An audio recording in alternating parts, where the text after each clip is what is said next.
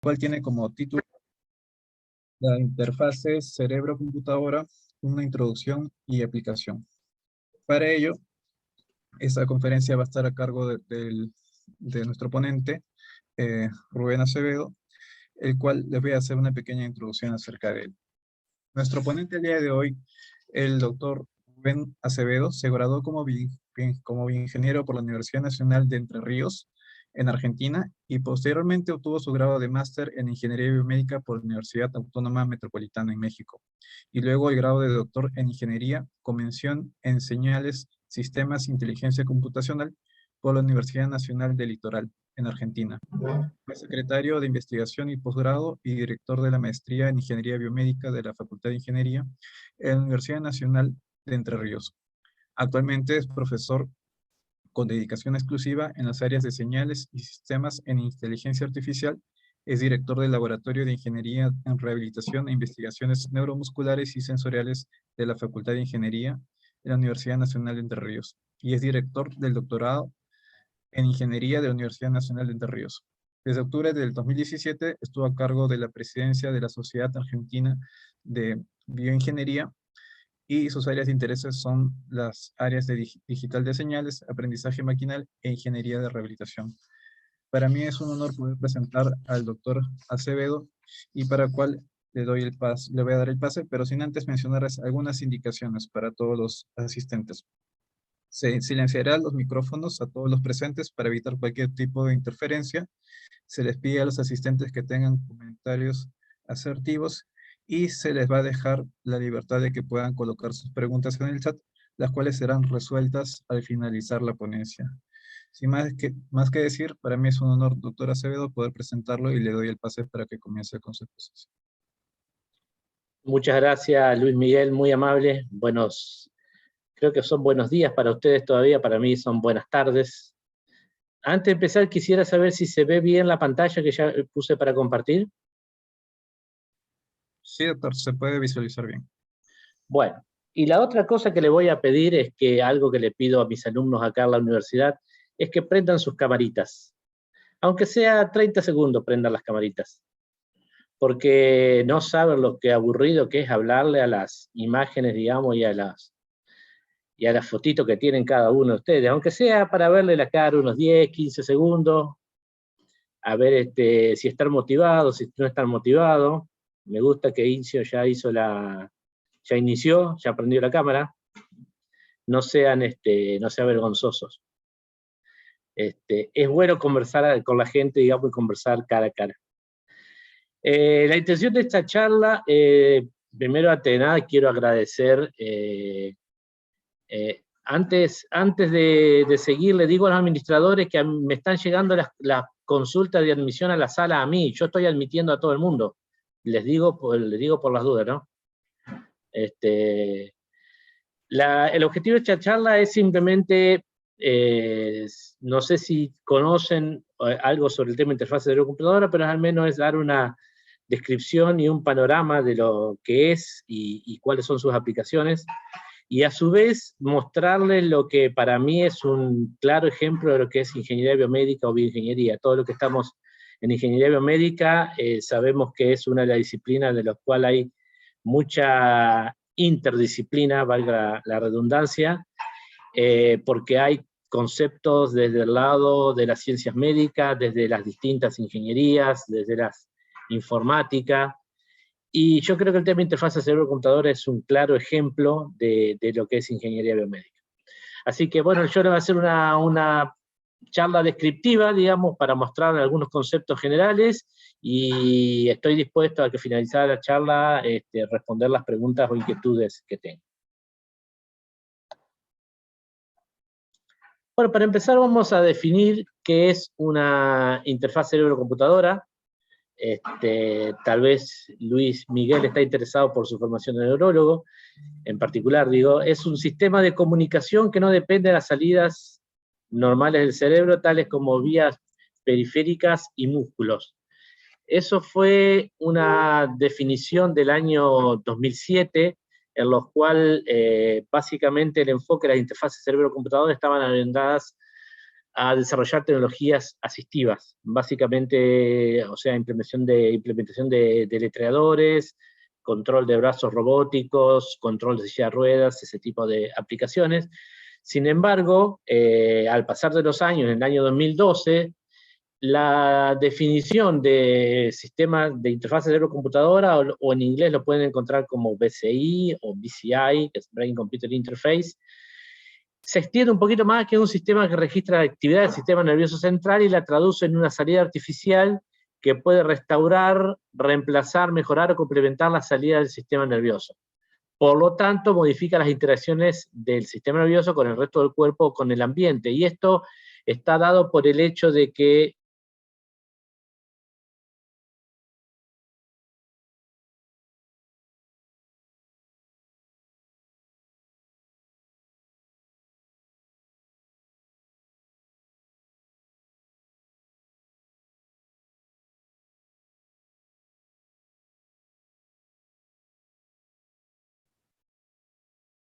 Vamos a tratar de solucionar el problema de la conexión del doctor. Unos momentos.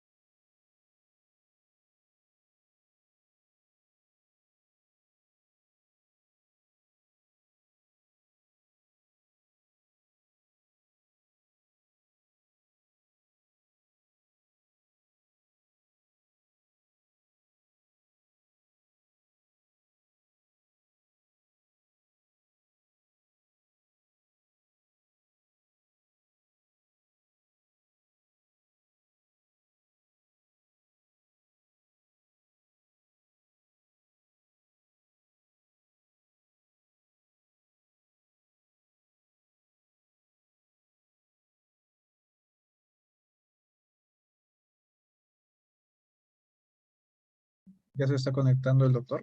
Unos momentos para volver a reiniciar la sesión.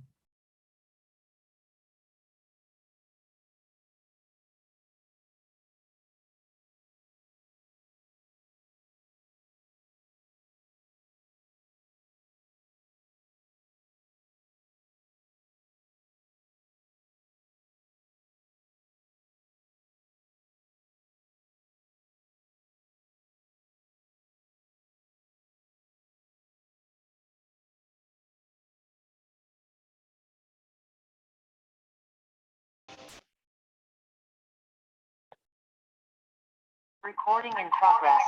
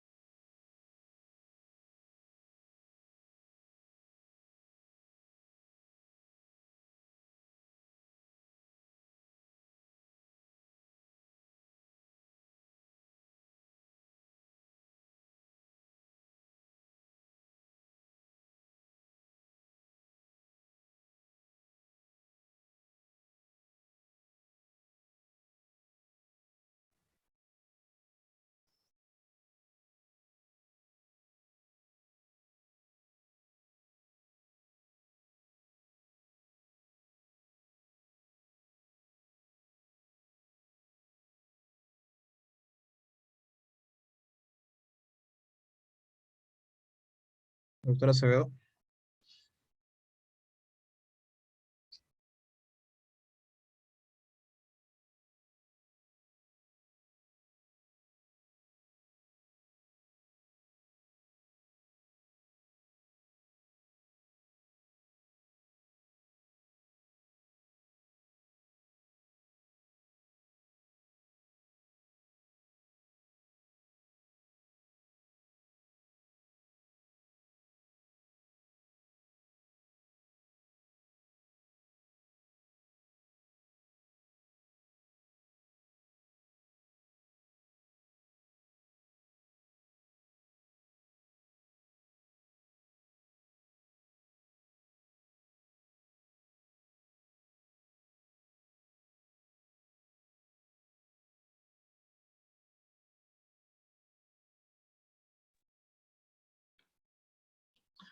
¿Me escucha ahí?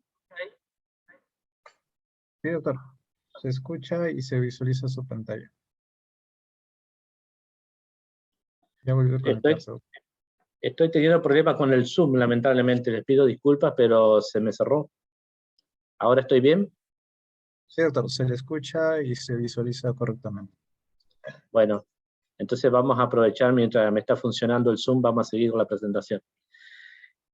Bueno, les comentaba entonces que había como dos grandes paradigmas dentro de las BCI no invasivas, que son las basadas en electroencefalograma en potenciales evocados.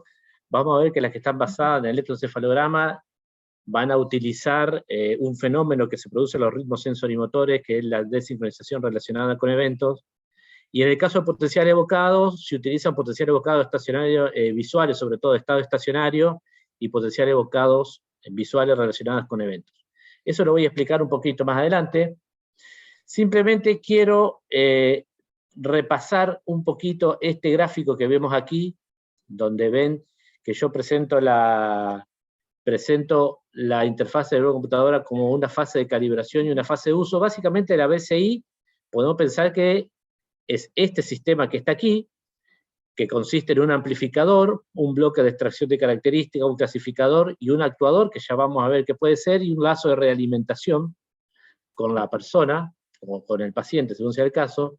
Sin embargo, también tenemos una fase de calibración en la cual se ajustan los parámetros de esta BCI a cada usuario en particular.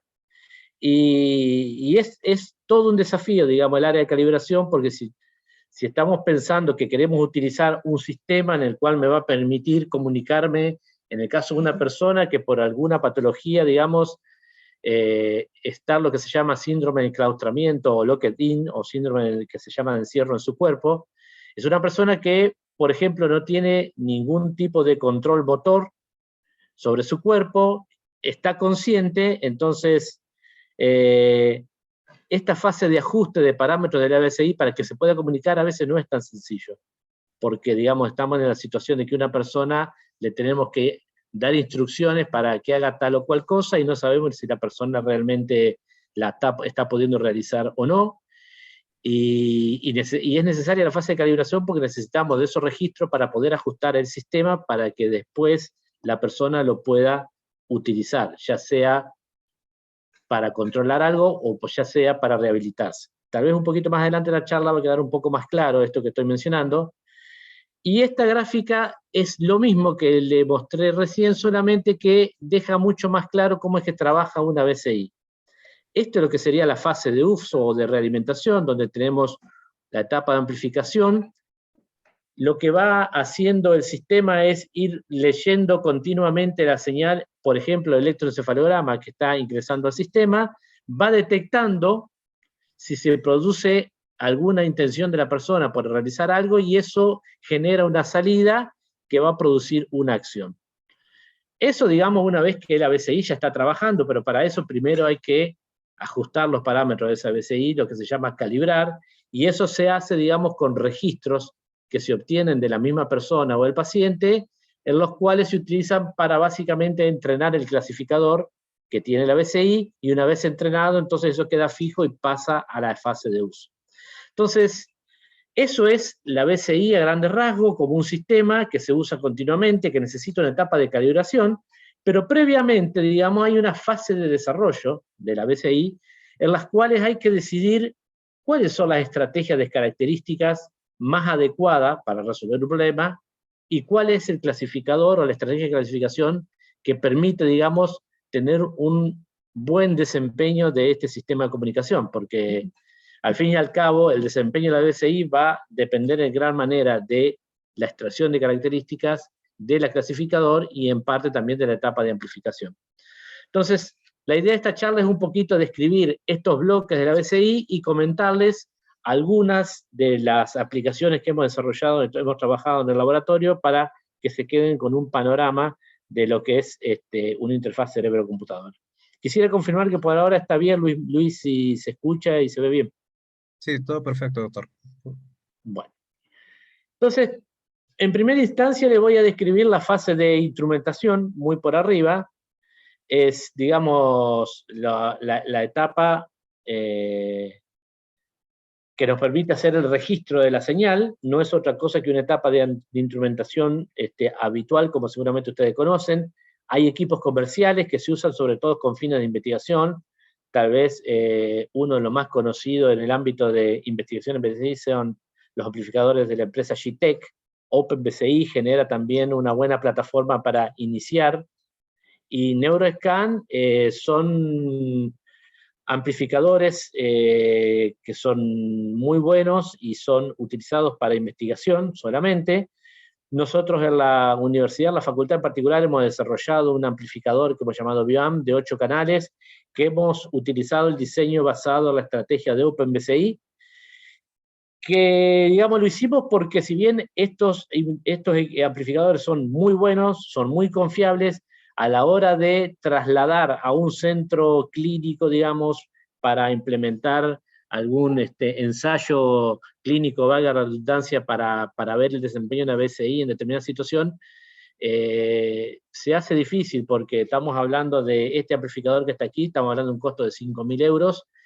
Nosotros al menos tenemos uno solo, que lo compramos hace mucho tiempo, y no son equipos que lo podamos llevar de un lado para el otro. Entonces eso nos motivó, junto con el laboratorio prototipado electrónico, de desarrollar nuestro propio amplificador y el que estamos utilizando en nuestras investigaciones.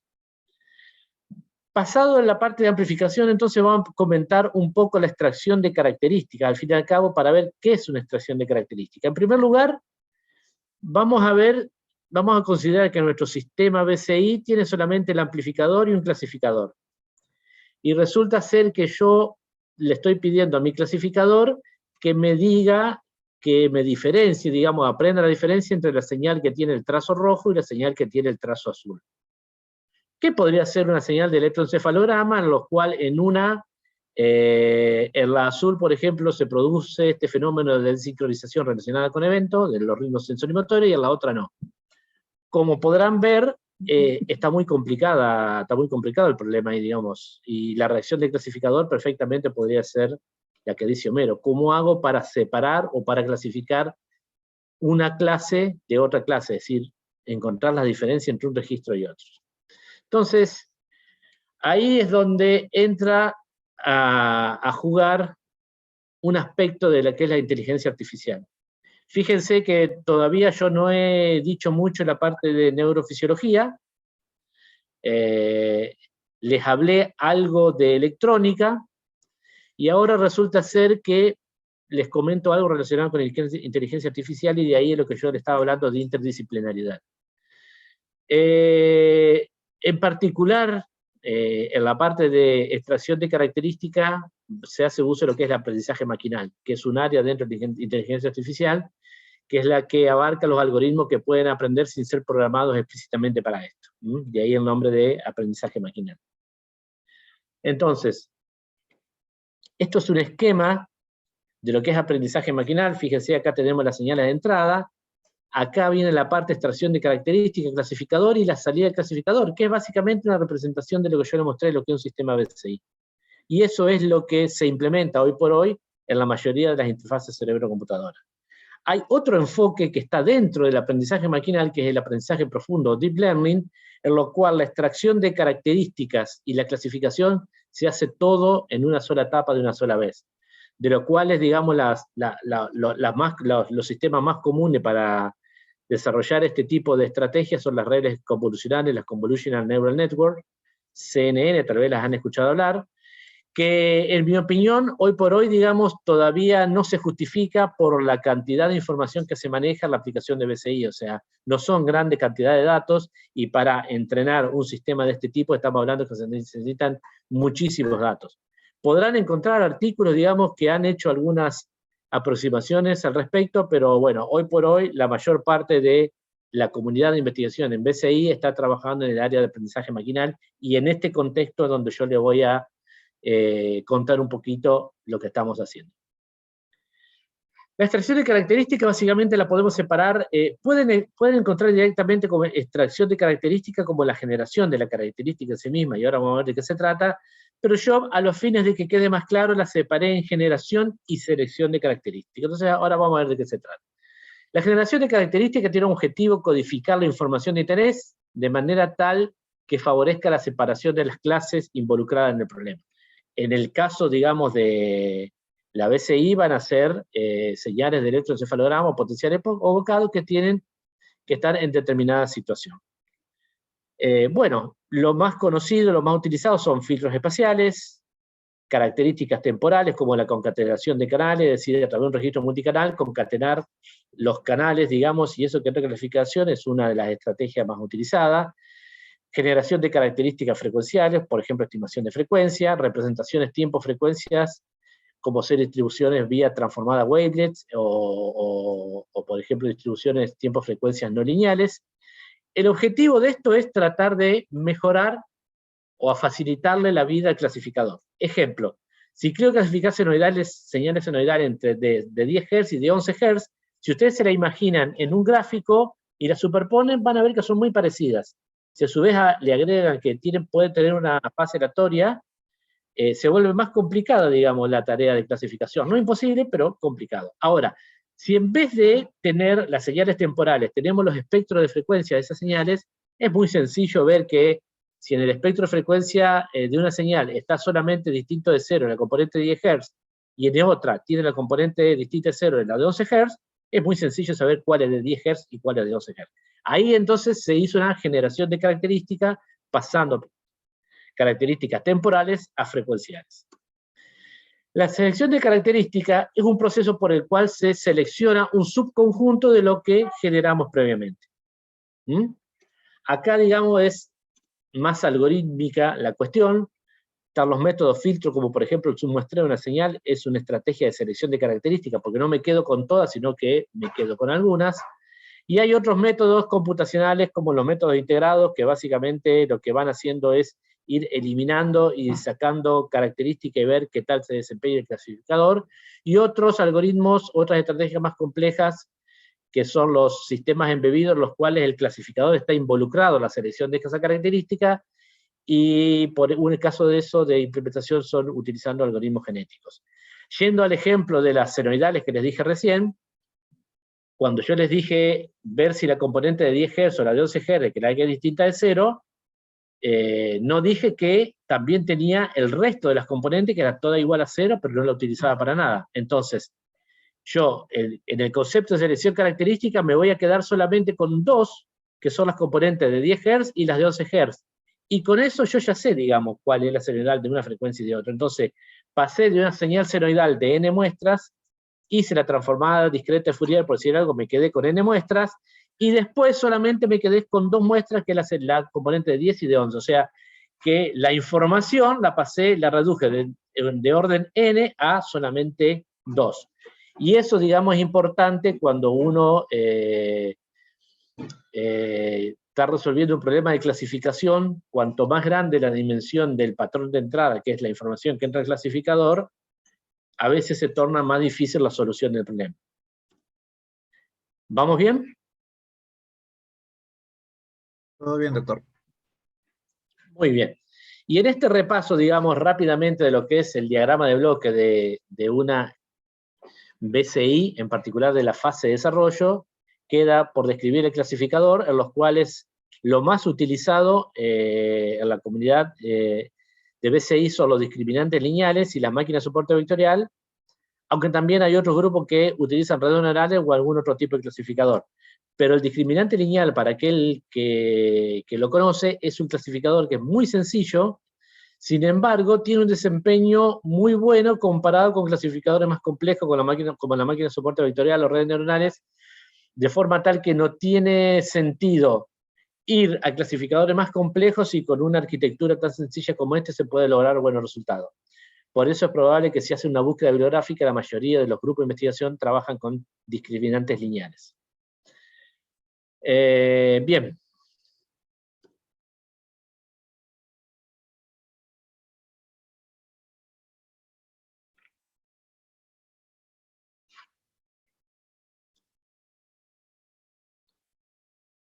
¿Me siguen viendo?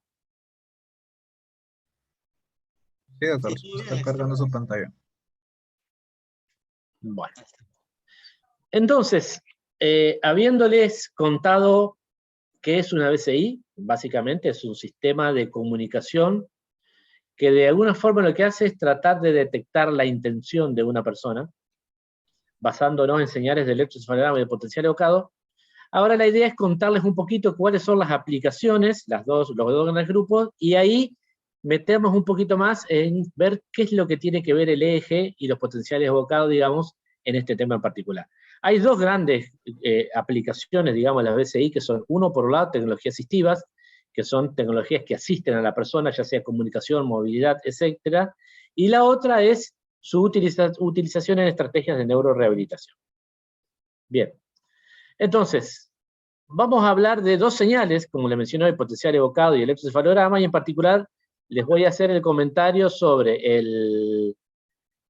la aplicación de deletreador, que puede ser implementada a través de potenciales relacionados a eventos, en particular detección de la onda P300 y potenciales evocados visuales de estado estacionario, y también de un control de silla de ruedas a partir de utilizar una BCI basada en potenciales relacionados a eventos. Entonces, en este caso vamos a ver si hablamos un poquito sobre el paradigma P300, que se llama, que son aquellas BCI que se utilizan, que están basadas en potenciales evocados relacionados a eventos. Entonces, ustedes imagínense que tienen una matriz ahí con los caracteres, los números y un carácter más. Entonces, se le indica a la persona que mire la letra H.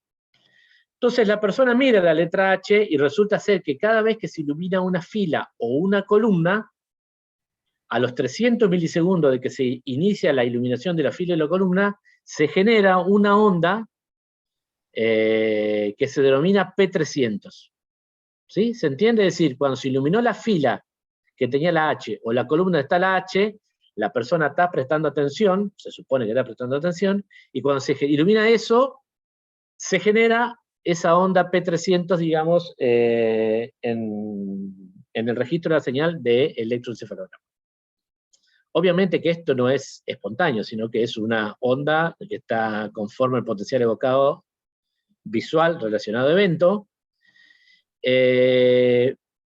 y aparentemente, digamos, aparentemente no, aparentemente viene para después. Lo que uno pretende hacer es detectar, digamos, cuál es la fila y cuál es la columna que estaba prestando atención la persona, para, de esa forma, poder identificar cuál es el carácter a la persona que la persona le estaba prestando atención y seleccionarlo. Este en el caso, digamos, que uno quiere implementar un deletreador. Disculpen por la perra. Entonces, esto aparentemente es sencillo, ¿no? Es decir, yo le digo, primero, la indicación que mire la H, y esto solo para obtener los registros para calibrar mi BCI, para después entrenar mi clasificador y después que trabaje online. Entonces, aparentemente, la cuestión es sencilla. Una vez que yo tengo calibrada mi BCI, la pongo a trabajar, la persona está mirando un carácter, se empiezan a barrer aleatoriamente filas y columnas, y yo, digamos, lo que tengo que tratar de hacer es detectar cuál es la fila y columna donde se produjo un P300, y ahí selecciono el carácter. Conceptualmente, digamos, esa sería un poquito la idea.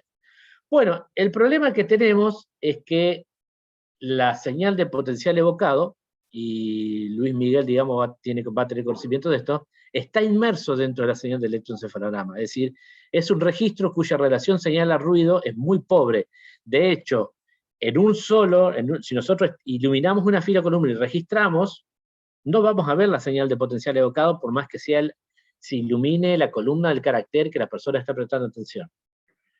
Entonces, lo habitual, ya sea en equipos clínicos de potencial evocado de diagnóstico, o en algunos casos, en implementación en BCI, lo que se hace es lo que se llama promediación coherente, es decir, se ilumina una fila, una columna, por cada canal de registro, y lo que se va haciendo es se va promediando cada uno de los registros que se van haciendo, de forma tal que, asumiendo que el potencial evocado es siempre estable, el ruido va a ser aleatorio de una estimulación a otra, de una época a otra.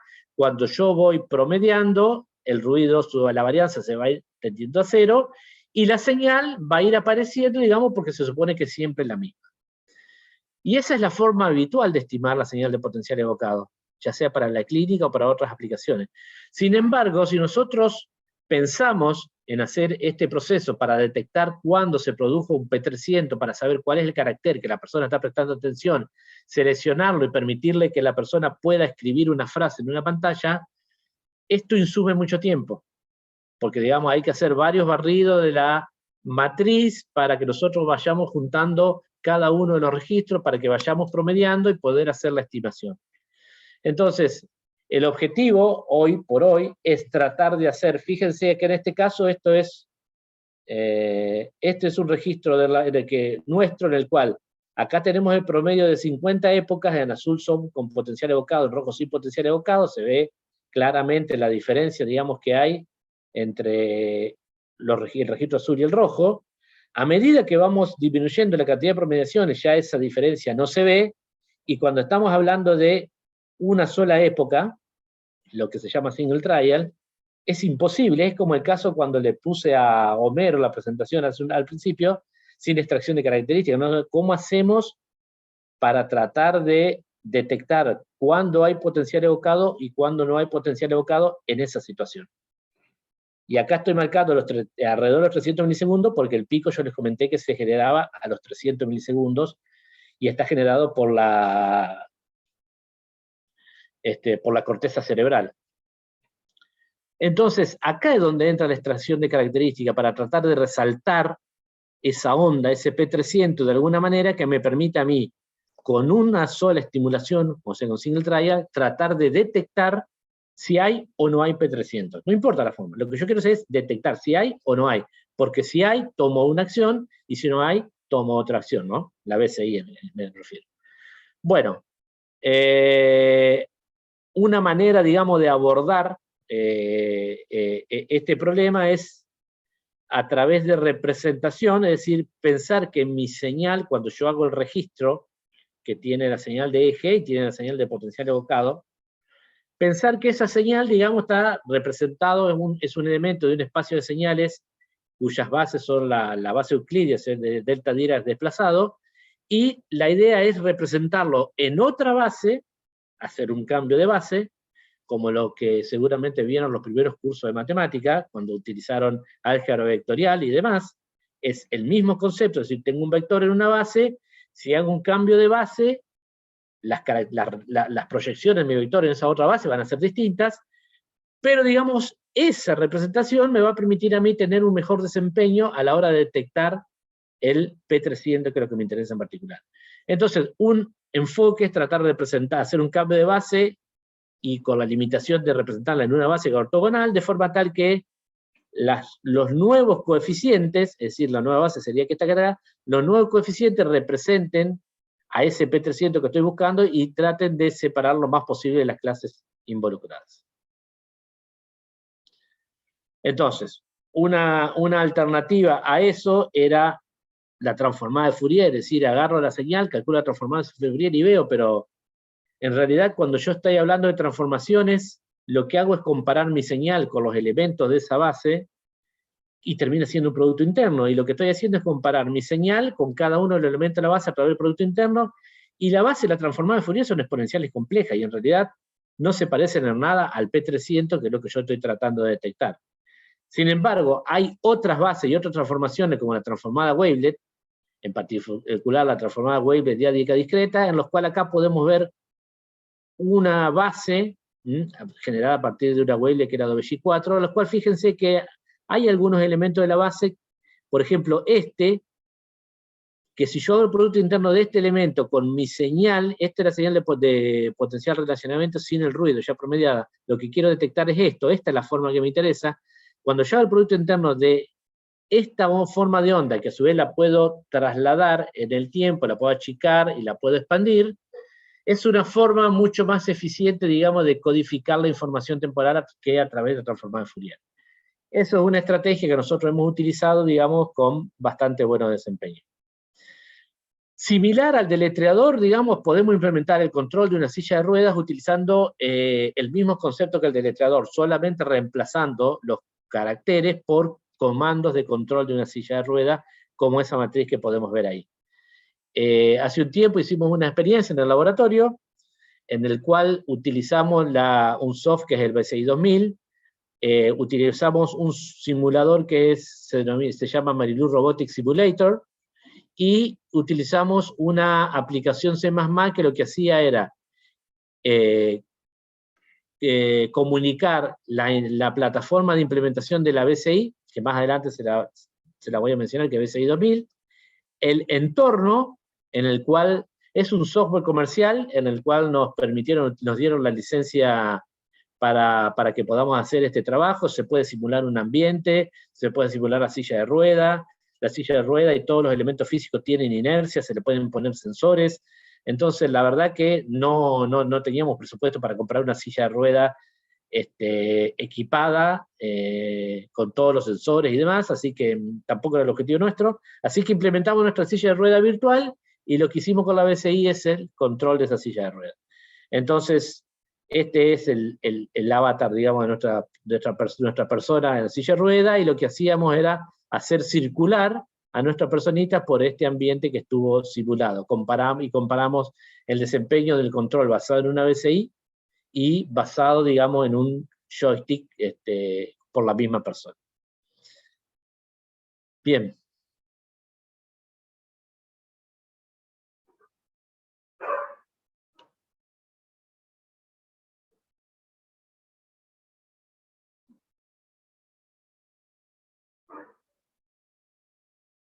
Yo me quedo en silencio, Luis, porque estoy tratando de... Por alguna manera, por algún motivo, estoy compartiendo a través de PowerPoint, y el PowerPoint no me está avanzando. Sí, doctor, se está cargando ahorita, seguro ya se... ¿Cómo? Sí, se ve su pantalla que está cargando. Ya está, doctor. Ya pasó. Ya pasó. Eso sonó como un médico que le dice a un paciente, ya pasó. Ya pasó. Yo les pido disculpas por todos estos inconvenientes. La verdad que es la primera vez que me pasan tantos inconvenientes juntos. No se preocupe, doctor. No sé si aprovechamos que... Ahora sí. Esto es un videíto, perdón. Esto tiene unos añitos, pero ahí ven cómo se iluminan las filas y las columnas en la computadora, y después en este caso hacíamos 5 barridos, no era single try, sino que hacíamos promedio 5 barridos, se tomaba una acción. Fíjense que después de que termina de iluminarse filas y columnas, hay un movimiento de la silla de ruedas. Es decir, ahí es como si estuviéramos viendo, a ver si lo puedo adelantar, como si fíjense atrás, esos amplificadores que están ahí son casi una reliquia, hoy por hoy son amplificadores Graz de los años 70. Imagínense que ahí está una cámara, y la computadora es como que está puesta en la falda de la persona que está en la silla de ruedas. Entonces la persona, después hicimos otros experimentos que pusimos, digamos, un cañón proyector en la pared, y la persona se sentaba delante de la notebook con el estimulador, con la flecha, ¿no? Con la pantalla con la flecha de indicación. Entonces se volvió un poco más realista. Pero bueno, el objetivo nuestro era controlar la silla de ruedas en ese entorno, y lo logramos hacer. Bien. Sin embargo, no es la única forma de implementar un deletreador utilizando una BCI basada en potenciales relacionados con eventos, sino que también se puede utilizar lo que se llaman potenciales evocados de estado estacionario, que son potenciales evocados que se registran en la corteza occipital, y tienen la característica que cuando se estimula a una persona con un estímulo visual intermitente, en el orden entre los 14 y 30 Hz, haciendo el registro, digamos, a la zona occipital, podemos obtener una señal que sigue, o que tiene la componente, digamos, de la frecuencia de estimulación. Esto es muy interesante porque permite implementar cosas como este tipo. Esto es un deletreador que implementaron en nuestros colegas de la Facultad de Ingeniería de la Universidad Nacional de La Plata, del doctor Spinelli. Fíjense que acá ustedes lo que tienen es un panel de LEDs, que es este mismo panel que está acá, que titilan a distintas frecuencias, a 14, 16, 18, 20 y 22 Hz. Acá tienen una pantalla, que es la pantalla que está acá, en lo cual tienen arreglados los caracteres del abecedario. Entonces, imagínense que esto empieza a funcionar y están titilando todos los paneles en distintas frecuencias. Si yo quiero elegir la letra M, entonces lo que tengo que hacer es mirar el panel que está en el medio, el de 18 Hz, que está acá, de forma tal que yo cuando hago el registro, digamos, detecto cuál es la frecuencia que estoy registrando en la señal de electroencefalograma, y voy a encontrar que es la señal de 18 Hz. Entonces, cuando detecto que es la señal de 18 Hz, en ese caso, los caracteres que están en esa columna KLMNO, ahora se colocan, fíjense que acá ya están horizontal. Entonces acá me voy a aparecer KLMNO. Si yo quiero elegir la letra M, entonces nuevamente voy a tener que concentrarme en el panel del centro. Si quiero elegir la letra O, me tendré que concentrar en mirar el panel que está aquí en la punta. Y una vez que yo selecciono, una vez que detecto, digamos, cuál es la frecuencia de estimulación que está mirando la persona, entonces selecciono el carácter correspondiente y ahí voy escribiendo de la misma manera que lo hacía con el deletreador de potenciales relacionados con eventos. Esta BCI a su vez tiene un botón de on-off que lo que hace es sensar el ritmo alfa, es decir, cuando la persona cierra los ojos, ahí aparece el ritmo alfa a los 10 Hz, y cuando aparece la componente de 10 Hz, entonces la BCI se para. Entonces, lo que tiene esta BCI, que es muy sencillo de utilizar, es decir, no necesita entrenamiento, nada, simplemente la persona tiene que tener un mínimo control de movimiento o sea, no es para síndrome de enclaustramiento total, sino que es para un síndrome de enclaustramiento parcial en el cual mínimamente hay un control de movimiento voluntario de los ojos, pero es muy sencillo de implementar y genera una vía de comunicación. Entonces, haciendo un poquito la relación entre lo que vimos del diagrama de bloque en una BCI, lo que era la extracción de características, y esta aplicación en particular, lo que vemos acá, que en este caso la extracción de características está representada por la estimación espectral, porque lo que hacemos finalmente es registramos las señales de EEG en la corteza occipital, y lo que hacemos es analizar el espectro de frecuencia de esa señal. Como es una señal aleatoria, entonces vamos a la estimación espectral y ahí aparecen distintas estrategias para estimar los parámetros, estimar el espectro de frecuencia de una señal.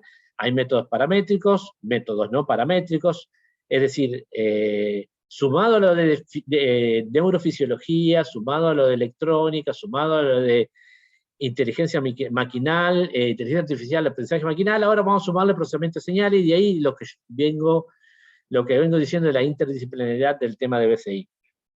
Por ejemplo, uno de los métodos más comunes dentro de lo que son los no paramétricos de estimación espectral está el método de Welch, y lo que se hace dividir la señal en ventanas, se calcula el periodograma de cada una de estas ventanas, y se obtiene un periodograma que es el promedio de cada uno de los periodogramas de esa ventanita, y eso logra una mejor estimación espectral, o métodos como por ejemplo el método de Shoullard, que lo que se basa en la idea de que la señal registrada, el eje, es generada por un sistema lineal e invariante en el tiempo. Entonces lo que se hace es estimar la función de transferencia de ese sistema de tiempo discreto, que genera un sistema autorregresivo, y se evalúa la respuesta de frecuencia de ese sistema, y eso es una estimación del espectro de frecuencia de la señal de salida de mis sistemas, que es el eje. Esto, digamos, acá hay todo un tema, están los pros y contras de cada uno de los métodos, pero bueno, estos son los métodos más usuales dentro de todos los grupos que se utilizan en el área de BCI. Bueno, otra vez el PowerPoint. ¿Alguna consulta hasta acá? Así voy ganando tiempo mientras el PowerPoint se despierta. Bueno, ya volvió el PowerPoint. Si la tienen, la contestamos al final. No, y esto es solamente un espectro de frecuencia para ver la señal, la componente de 11,5 Hz y 23 Hz, es decir, 11,5 era la señal a la que estaba destellando en el caso, por ejemplo, el panel de LED en la BCI de recién, y esto es un armónico de esa señal. Bueno, esas eran dos aplicaciones dentro del área de tecnología asistiva. Ahora les comento algo de una aplicación de dentro de lo que es el área de neurorehabilitación. Y en este caso lo que se utiliza es el paradigma son las BCI basadas en el electroencefalograma, y en particular el paradigma basado en imaginería motora, relacionado con los dos ritmos sensorimotores que son el ritmo mu y el ritmo beta. El ritmo mu, fíjense que está entre 8 y 12 Hz, que es igual al ritmo alfa, que lo único que tienen de parecido es el ancho de banda, pero conceptualmente son muy distintos. El ritmo mu está relacionado con la preparación de un movimiento y realización de un movimiento y se registra en la corteza motora, que está en la zona central, y el ritmo alfa está relacionado con la actividad de concentración y meditación y se registra en la corteza occipital. Así que no se confundan con el ritmo alfa porque no tienen nada que ver. La cuestión es que estos dos ritmos, cuando uno realiza un movimiento, por ejemplo, estoy moviendo la mano derecha, en la etapa previa, en los milisegundos previos, digamos, de planificación del movimiento, en el lado contralateral al movimiento que estoy realizando, se produce una desincronización de la actividad del electroencefalograma en estos rangos de frecuencia, que se llama desincronización relacionada con evento. Si uno ve el espectro de frecuencia, digamos, en los milisegundos previo al movimiento, van a ver que hay una caída de la energía, tanto en el ritmo mu como en el ritmo beta, o en alguno de los dos. A todas las personas, digamos, no se les da igual, pero en alguno de los dos ritmos, digamos, ocurre ese fenómeno. Bueno, pero digamos, eso no sirve de nada si la persona puede realizar el movimiento. La cuestión es que cuando la persona imagina que está moviendo la mano, observa que está moviendo la mano, o intenta mover la mano, en el caso de una persona, y acá ya no estamos hablando de personas que están en síndrome de enclaustramiento, sino estamos hablando de personas que han tenido un accidente y han tenido un problema, digamos, en su médula espinal, y por eso no pueden moverse, o no pueden mover un miembro, o una enfermedad desmielinizante, o un ACV. La cuestión es que la persona tiene restringida alguno de sus movimientos. Puede ser caminar, puede ser movimientos que pueda hacer con el brazo, entre otros. Entonces, resulta ser que cuando pasa todo esto, ese fenómeno de desincronización también ocurre. Y eso es lo que utilizan estas BCI basadas en este paradigma para ser utilizadas en estrategia de neurorehabilitación. Y en este caso hay como dos alternativas para esto. Una es a través de la realimentación visual, es decir, imagínense una persona que por algún motivo, Luis seguramente lo puede explicar mejor que yo, cuál puede ser un motivo por el cual una persona tiene restringido el movimiento de un brazo y que no le permite, por ejemplo, agarrar un vaso y levantarlo como lo estoy haciendo yo ahora. Entonces la persona, por más que lo intenta, no lo puede hacer. Entonces, a través de la realimentación visual, es decir, en este caso la BCI ya no se usa de una manera continua como en el caso de tecnología asistiva, sino que la BCI se utiliza en sesiones como si fueran sesiones kinesiológicas de rehabilitación, que en este caso son de neurorehabilitación. La idea es estimular la plasticidad neuronal que queda de la corteza, sobre todo la corteza motora, para generar vías alternativas que permitan recuperar al menos parte de esa función perdida por la causa que sea. Entonces resulta ser que cuando la persona, ahí se le indica, en este caso, intente mover la mano derecha, la persona no puede mover la mano, pero cuando uno está haciendo el registro, digamos, de los ritmos sensorimotores y detecta que se produce esa desincronización en los ritmos mu o beta o mu y beta, entonces lo que hace es que el avatar que está aquí en la pantalla mueva la mano que la persona está intentando mover. Es decir, físicamente no la va a mover, pero él está haciendo el intento de moverla y está viendo que la pantalla sí la está moviendo. Y aunque parezca mentira, digamos, este tipo de cosas hace que la persona, digamos, empiece a reeducar, a reentrenar lo que el área de corteza motora residual, que por algún motivo ha sido dañada y que por ese motivo no puede hacer movimiento, y empiece a recuperar, digamos, parte de esa función perdida, que puede ser parcial, puede ser un poquitito, puede ser mucho, puede ser poco, pero depende, digamos, de la lesión de la persona y también depende de la persona. Y obviamente que depende también del desempeño de la BCI, porque por más que la persona ponga su esfuerzo, digamos, y ganas, si la BCI no es capaz de detectar correctamente cuándo hay desincronización y cuándo no, no sirve de nada todo lo que está después. Entonces es un conjunto, digamos, de un montón de factores que hacen, digamos, que todo esto tenga éxito.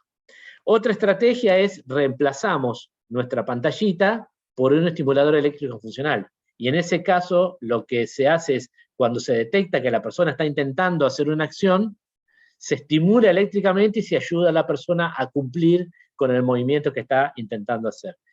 Y esa es otra vía, digamos, de reeducación o reentrenamiento, llamemos, en lo que es estrategia de neurorehabilitación. A ver si acá podemos ver un videíto, si por algún motivo la sociedad entre PowerPoint y Zoom, o en mi computadora, no sé, está complicada. Creo que entre que empecé más tarde y todas las pausas que he tenido con el PowerPoint y demás, seguramente me voy a extender un poquito más de las y media, Luis. No sé si hay inconveniente. Sí, sí, doctor, no hay problema. Ahorita seguro termina de cargar su diapositiva. Bueno, no, esto es solamente, esto no es un video, sino que es un ejemplito que no es para miembro superior, sino para miembro inferior.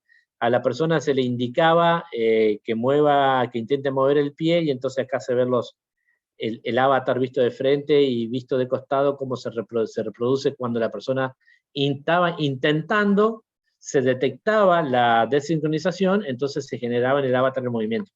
Acá yo quiero aclarar que es difícil, digamos, una persona que supuestamente no tiene problemas, detectar esa desincronización, ese fenómeno que se produce en el electroencefalograma cuando uno intenta moverla.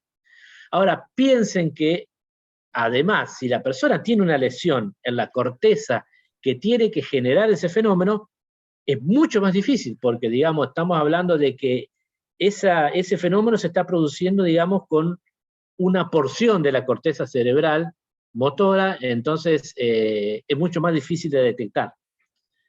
Bueno, eso simplemente quería mencionarles.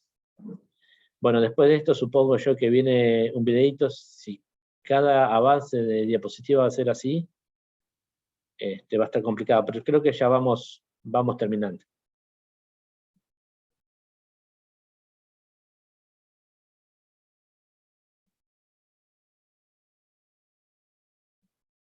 Estos son los silencios los cuales uno no sabe qué decir, pero bueno, no me queda más remedio.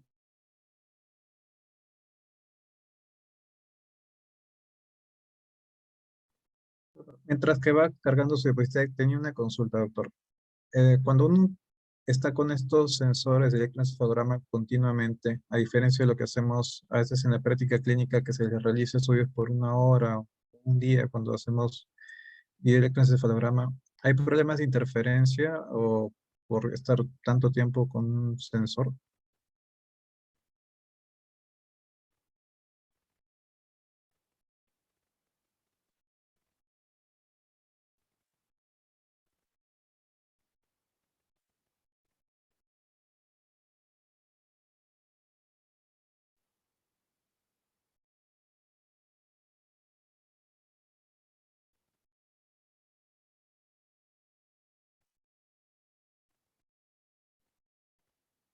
El doctor ha tenido otro inconveniente. Vamos a esperar si es que se puede reconectar. Pídeme por favor paciencia un minuto para comunicarnos con el doctor.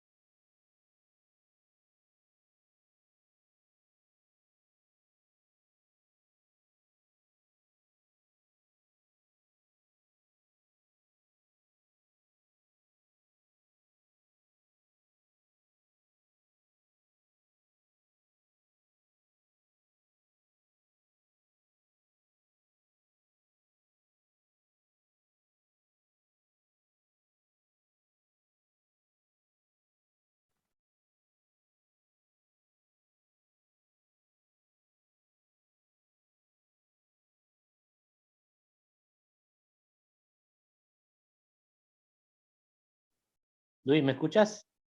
Sí, doctor, se le escucha. Estoy saliendo por el celular. No sé si se está viendo el video en la pantalla.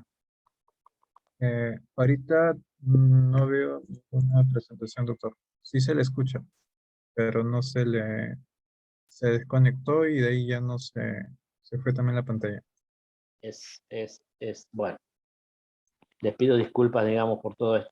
Si quiere, después de del video, que lamentablemente no lo estoy pudiendo compartir, simplemente solamente les iba a mencionar que para implementar estas BCI, ya sea para cualquiera de las aplicaciones, se puedan hacer en plataformas que ya están diseñadas para eso, como son el BCI 2000 o OpenVibe. Y bueno, si quiere podemos aprovechar para responder algunas preguntas en el caso que las tengan. Sé que la presentación estuvo complicada, pero bueno, yo estoy a disposición. Sí, doctor, no se preocupe. Nosotros agradecerle por su exposición. Ha sido muy completa y nos ha dado un panorama muy amplio de lo que viene a ser una introducción a esta interfase cerebro-computadora y sobre la bioingeniería se les pueda devolver un poco esa, digamos, esa capacidad, porque ellos sí tienen la intención de hacer un movimiento, pero sin embargo no lo pueden realizar.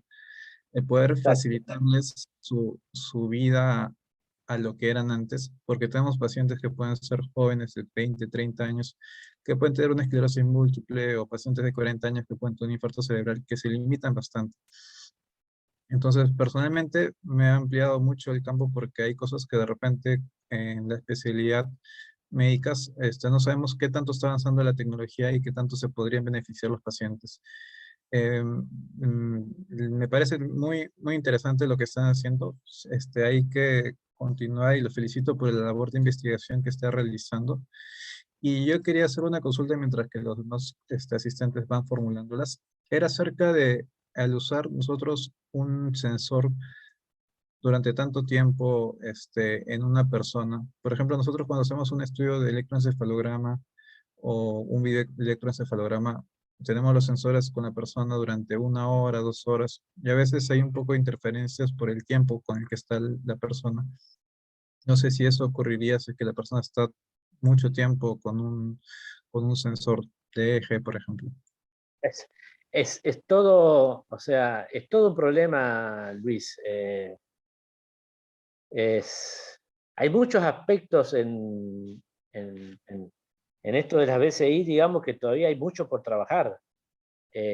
Particularmente cuando se las utiliza en neurorehabilitación, es como si fuera una sesión, digamos, que uno va al kinesiólogo, es decir, uno llega, se le conectan los electrodos para hacer registro de electroencefalograma, hay que hacer la calibración, cada sesión, digamos, implica una calibración de la BCI, después recién se la empieza a utilizar, y son, digamos, 15, 20, 30 sesiones, digamos, a lo largo de un cierto tiempo, y en función de eso, bueno, se podrá recuperar o no la función motora que se quiere rehabilitar.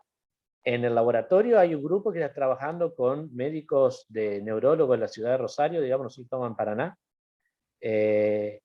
Y bueno, no hay en Argentina creo que somos los únicos que estamos tratando de llevar a la clínica la utilización de este tipo de sistemas.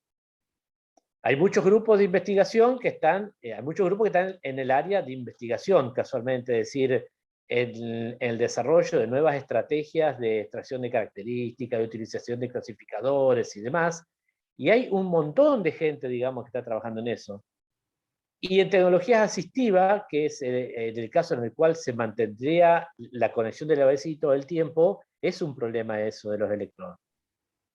Porque a medida que va pasando el tiempo, los electrodos se desconectan, es decir, la persona no puede estar con los electrodos conectados todo el día, digamos que está limitado a un cierto tiempo porque los electrodos se desconectan, es decir, necesitan de la asistencia de una persona, es decir, o sea, está muy bien el tema, está bárbaro, pero de lo que yo les comenté, de lo poquito que yo les puedo comentar, a la realidad de los hechos del uso cotidiano, falta todavía.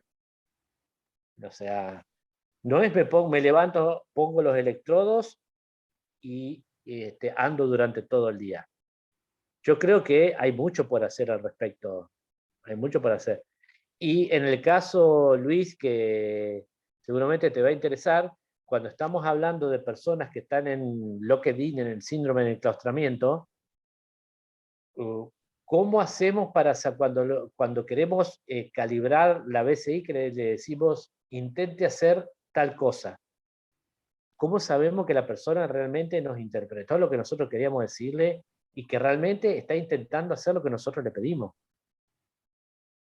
O sea, es un tema que es interesantísimo, es fascinante, es un ejemplo claro de ingeniería biomédica y de interdisciplina con el resto de otras profesiones, porque no se puede trabajar en este tema solos, se necesitan interacción con médicos, en particular neurólogos, terapistas ocupacionales, kinesiólogos, pero queda mucho por hacer todavía.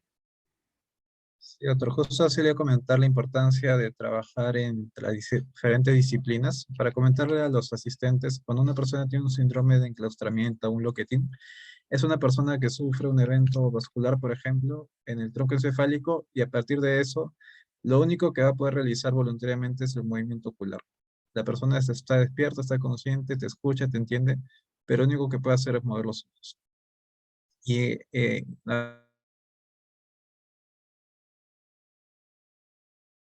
con estos pacientes.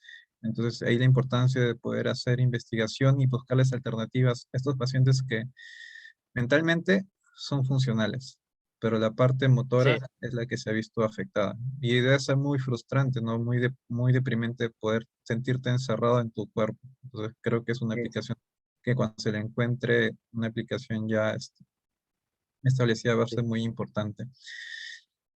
Eh, y doctor, una consulta. En relación a la parte del sueño, ¿alguna aplicación con los estudios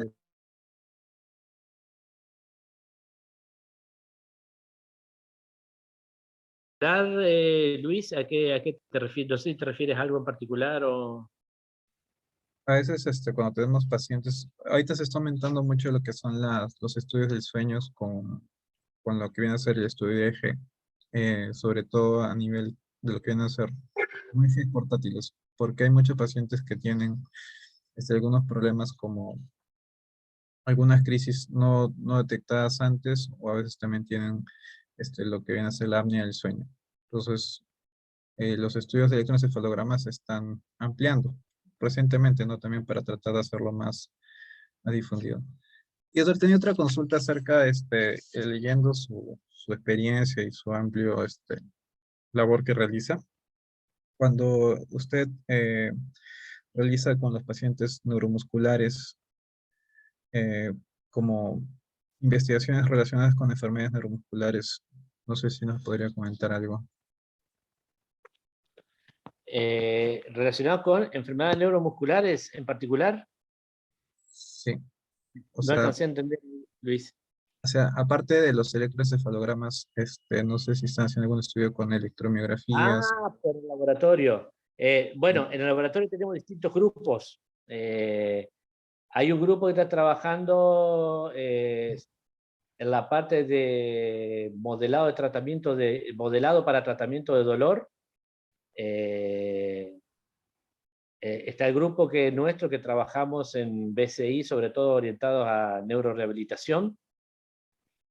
Y tenemos otro grupo que está trabajando en la parte de robótica, que el objetivo es tratar de unir, digamos, la parte de BCI, digamos, con la parte de robótica a futuro, pero no concretamente si está pensando en algo neuromuscular, hoy por hoy no estamos haciendo. Si bien el laboratorio, digamos, tiene su nombre, había un grupo que trabajaba sobre todo en electromiografía y demás, pero esa gente ya no está, así que por ahora somos en estas líneas de investigación las que estamos llevando adelante. Gracias, doctor. Tenemos una pregunta acá en el chat.